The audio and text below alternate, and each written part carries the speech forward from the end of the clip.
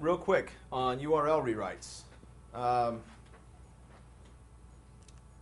Yeah. URL structure. Okay, so I already explained, I think, how Magento will take in your category, for example, you can specify this URL key, and this URL key will be used in part with some other configuration settings, such as a suffix, whether you want to add .html, for example, and whether you want to whether you have Magento configured to have a store code added to the base URL, all sorts of different settings. But this here will be unique in a store scope, for your category. If I were creating this category, necklaces, and I didn't specify a URL key, what would happen when this category is saved is Magento would basically make this a URL safe string and basically slug it. So lowercase and add, basically hyphenate everything that doesn't play well in a browser bar. And that would be, so my URL key would be necklaces. So if this were category were at the top of my site, I would have site.com/necklaces. In this case, the user decided to use designer-necklaces, probably because maybe that was their, that is a little more targeted for their products and the clients. Okay. And then, let's see. So we'll look at the database and the code that looks at the database.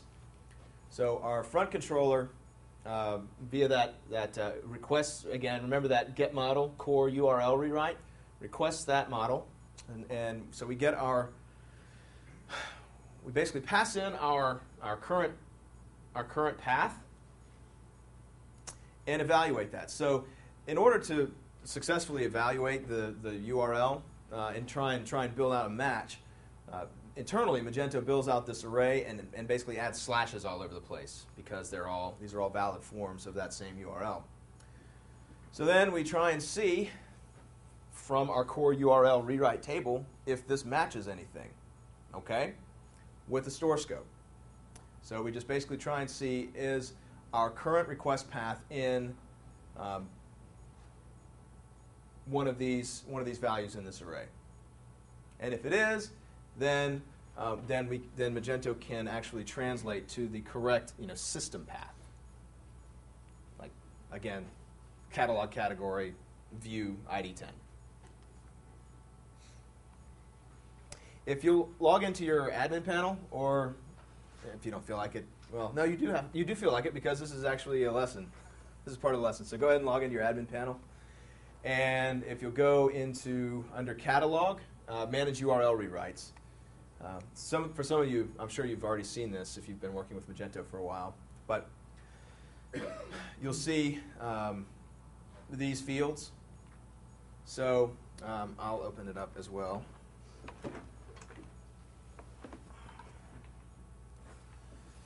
So, Catalog, URL Rewrite Management. All right, so we have our primary key, ID here. And we have our store view, so basically our store, the scope in which this URL applies. If we have some kind of custom rewrite specified here, otherwise it's going to be a system rewrite generated by the system. And some sort of ID path. So I can sort by ID path here. All right, so the request path. So this is basically an index. So these things, depending on changes that you make to the configuration, for example, if I remove the HTML suffix, then I would probably get a little notice up here that says, I need to rebuild my URL rewrites. So what we have here are, let's see, request path, target path, and let's see, if I go down here, All right, so request path, parts and labor, 146.html, 1 year extended warranty, parts and labor, -2. Okay, so this is probably the original. So what happened here in this case was probably this rewrite existed, but this rewrite was ugly. And so they changed it to something else. There is the option in Magento to have basically permanent redirects established when you change URL rewrites, but most often, let's see.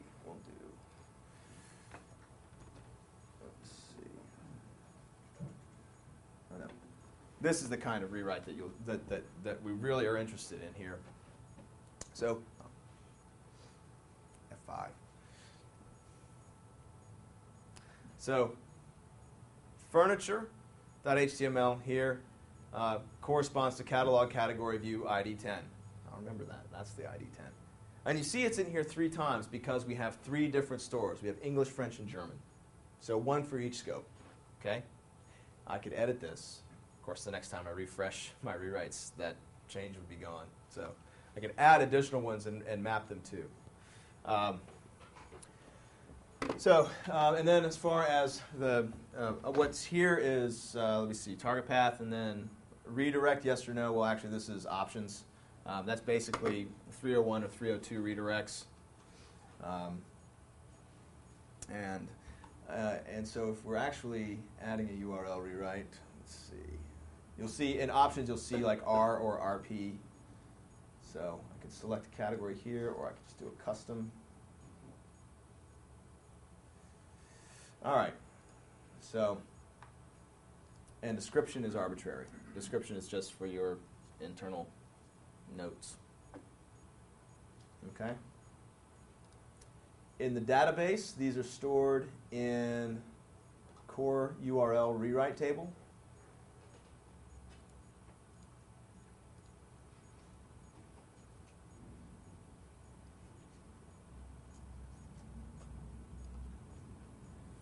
Okay.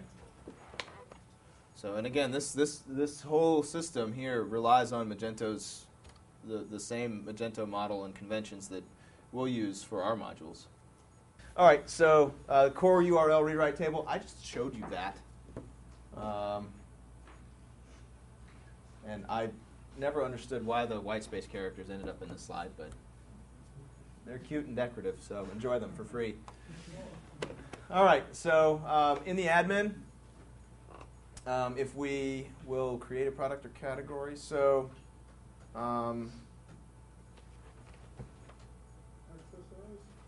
let's create a product. Let's create a product. Don't play with those categories. Create a product. So what you want to do is you want to create a product and then go find it in the front end after you create it, and about 80% of you will raise your hand and go, "Why isn't my product showing up?" So go ahead and create a product and assign it to a category, maybe, yeah, and then try and find it in the front end. Yep. So that, of course, just under in case you're having, if you're not familiar with the admin, it's just obviously under this catalog menu item here and manage products. And then there's a button over on the right that says, hey, add product. And I'll add a product with you guys. I'll just do that.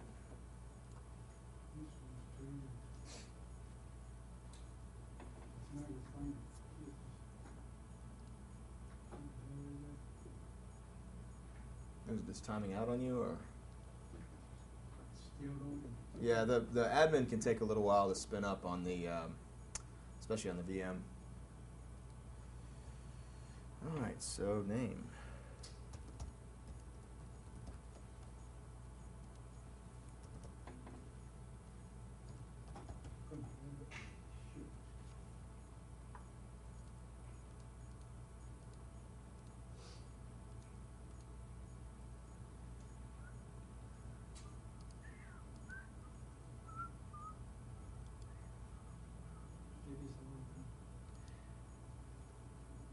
Yes, especially if it's the first time.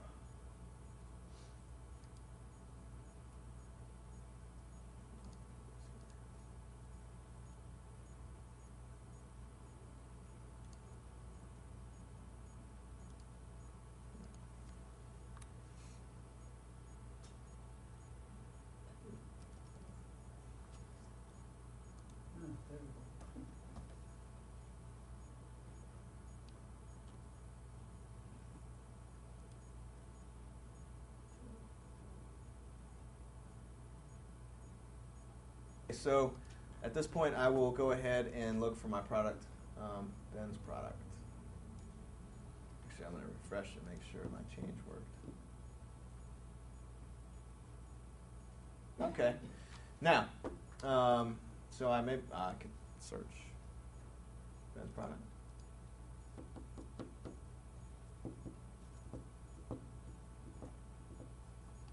Nope. Not here.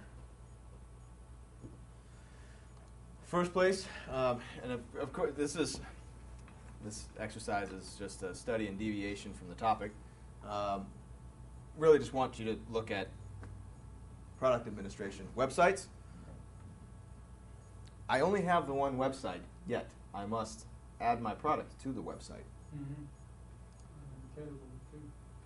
And yes, and you want to add it to a category as well. Although once you've done that, you should be able to find it with search. But now, let me see if I go here to, I was in computers, right?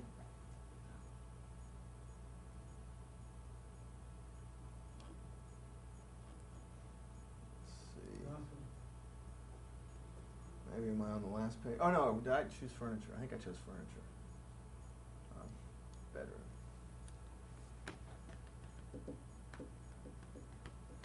Nothing yet.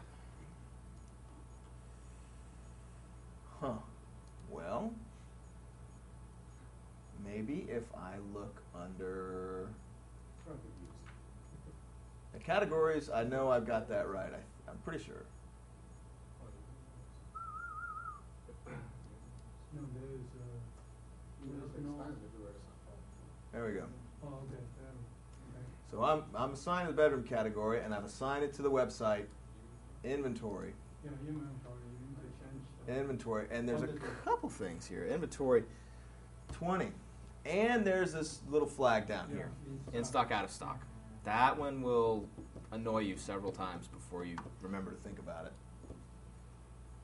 So now, once I've done this, I bet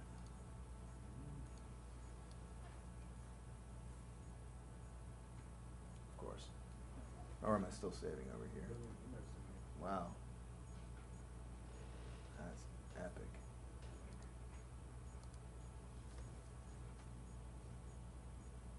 Yep. There I am. And yeah, there are index considerations to when you're administering your catalog. There are these different indices, flat data and category products, etc. But all of mine here are updated, are set to update on save. So if I change these to manual update, then obviously then what would happen is I would get this I would get a warning up top saying that my indices were out of date. Okay.